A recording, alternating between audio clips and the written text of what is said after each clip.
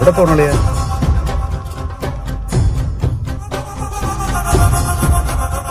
കാറേ ഇവിടെ ഇട്ടേക്കാം, അങ്ങോട്ടുണ്ടോ ശരിയാവില്ല. നീ വാ, പിന്നെ ഫോൺ എടുക്കണ്ട, ഫോൺ ഇവിടെ തന്നെ ഇട്ടേക്ക്.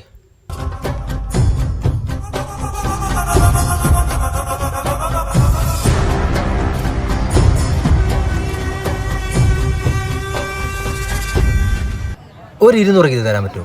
ഒന്ന് പോയടാ അവിടുന്ന്. 200 രൂപയെ